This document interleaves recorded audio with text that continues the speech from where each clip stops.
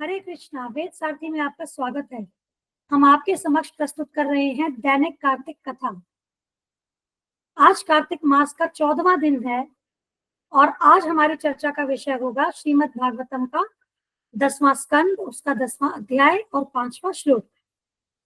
विषय है कुबेर के पुत्रों का अहंकार, भाग 1। यह श्लोक इस प्रकार से है। यत्रिच्छया च देवर्षे भगवान तत्र कौरवा अपश्यन् नारदो देवा शीबाणौ समबुदयता। श्लोक अनुवाद। हे महाराज परीक्षित, उन दोनों बालकों के सौभाग्य से एक बार देवर्षि नारद संयोगवश वहां प्रकट हो गए। उन्हें नशे में उन्मत्त तथा आंखें घुमाते देखकर नारद उनकी दशा समझ गए। कुबेर के पुत्रों ने देवर्षि नारद के प्रति अहंकार दिखाया था, जो कि हम श्लोक 5, 6 और 7 में इस विषय को पूर्ण करेंगे। तो इसमें जो ये श्लोक 5 है, ये इसी घटना की भूमिका है। इस श्लोक में सबसे महत्वपूर्ण शब्द जो है वह है सौभाग्य। अब इसे किस प्रकार से समझा जाए? श्रील प्रभुपाद 2 अत्यंत महत्वपूर्ण श्लोक श्री चैतन्य चरित्रामृत से लेकर के हमें यह बात समझा रहे हैं कि कुबेर के पुत्रों का देवर्षि नारद से मिलना क्यों उनके लिए सौभाग्य की बात है। तो पहला श्लोक मध्य लीला से, साधु संग सर्व शास्त्र कहे, लव मात्र साधु संग सर्व सिद्धि है। इस श्लोक का अर्थ है, सभी शास्त्र यह निष्कर्ष बताते हैं कि केवल क्षण भर का भी साधु संग मनुष्य को सर्व सिद्धि प्रदान करता है। नारद मुनि, जो कि एक महाभागवत है, भगवान श्री कृष्ण के शुद्ध भक्त हैं, श्री प्रभुपाद बताते हैं कि वे जहां भी जाते हैं और जिस मुहूर्त में वे प्रकट होते हैं उसे अत्यंत शुभ माना जाता है।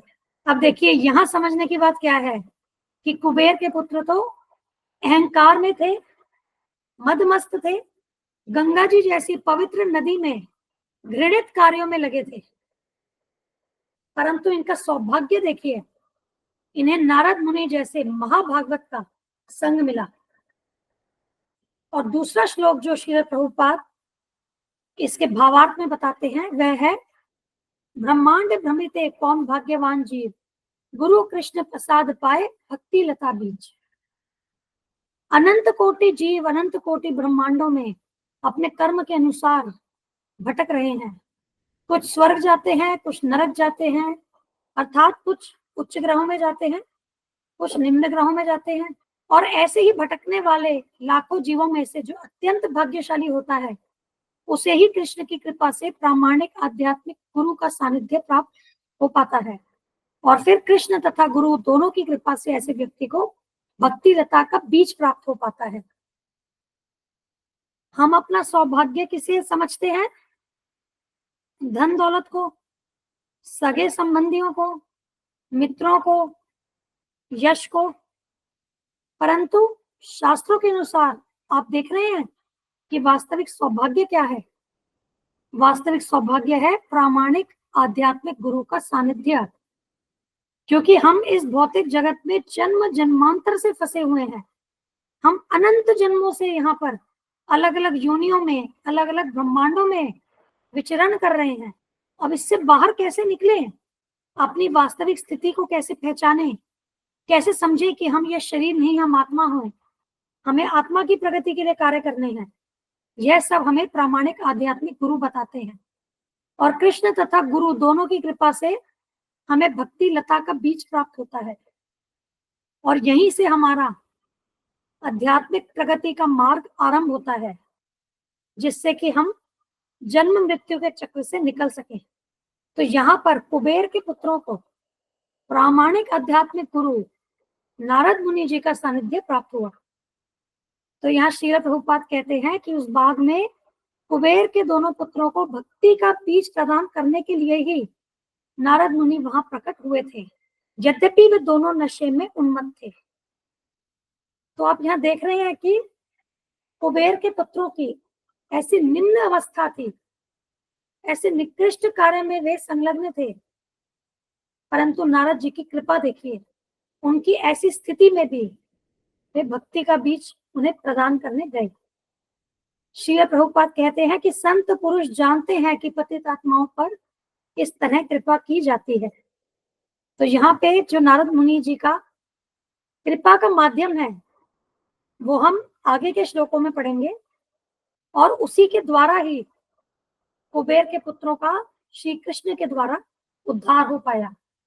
अब यहाँ आगे समझने की बात यह है कि देवर्षि शब्द अनुशासित करने वाले व्यक्ति को इंगित करता है। देवर्षि अर्थात वे देवताओं में ऋषि हैं। वे देवताओं का और अन्य जीवों का मार्गदर्शन करते हैं, उन्हें अनुशासित करते हैं। और यहाँ देवर्षि नारद के लिए इस श्लोक में भगवान शब्द का भी प्रयोग हुआ है। यहाँ भगवान शब्द का अर्थ करुणामय व्यक्ति को इंगित करता है। तो देवर्षि नारद अनुशासित करने वाले व्यक्ति हैं और वे करुणामय हैं। तो उसी प्रकार से उनका शाप और उनकी कृपा या दया उनके स्वभाव के अनुरूप थी। कुबेर के पुत्रों को आगे जाकर के हम पढ़ेंगे कि कुबेर के पुत्रों को अनुशासित करने के लिए उन्होंने उन्हें शाप दिया, परंतु वास्तव में उस शाप में भी उनकी दया छिपी थी। और यहाँ सुखदेव गोस्वामी राजा परीक्षित को कौरव कह करके संबोधित करते हैं, अर्थात जो उनका क्षत्रिय कुल है उसका नाम लेकर के उसे संबोधित करते हैं। अब क्षत्रियों में एक महत्वपूर्ण गुण होता है, वह होता है साहस। तो यहाँ सुखदेव गोस्वामी राजा परीक्षित को यह संकेत दे रहे हैं कि नारद जो कि एक ऋषि हैं, वो साहस पूर्वक ऐसे स्थान पर गए जहां सामान्यतः उन्हें नहीं जाना चाहिए, क्योंकि कुबेर के पुत्र तो नग्न अवस्था में और युवतियों के साथ जल क्रीड़ा कर रहे थे। ऐसे स्थान पर ऋषि का क्या काम। पर यहाँ नारद मुनि वे साहस पूर्वक ऐसे स्थान पे गए क्योंकि उन्होंने कुबेर के पुत्रों का उद्धार जो करना था। आज हम अपनी चर्चा को यहीं पूर्ण करेंगे। हमारी अगली चर्चा का विषय होगा श्रीमद् भागवतम का 10वां स्कंद 10वां अध्याय श्लोक 6 और 7, और विषय है कुबेर के पुत्रों का अहंकार भाग 2। तो आज हमने एक प्रकार से उस घटना की जब कुबेर के पुत्र नारद मुनि जी से मिले, हमने उसकी भूमिका आपके समक्ष रखी। अब अगले श्लोकों में हम देखेंगे कि किस प्रकार से कुबेर के पुत्रों का आचरण अहंकार से पूर्ण था। धन्यवाद। हम यह चैनल और इस पर दी गई समस्त वीडियोस हमारे गुरु महाराज श्री कृष्ण कृपा मूर्ति श्री श्रीमद अभय चरणारविंद भक्तिवेदांत स्वामी ठाकुर श्रील प्रभुपाद जी को समर्पित करते हैं। श्रील प्रभुपाद की जय। धन्यवाद। हरे कृष्णा।